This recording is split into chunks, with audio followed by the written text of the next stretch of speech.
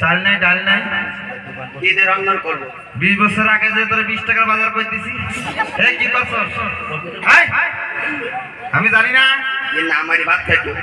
কোনে গেল 20 বছর আগে 20 টাকার বাজার কত সামনে কেন খায় ওরে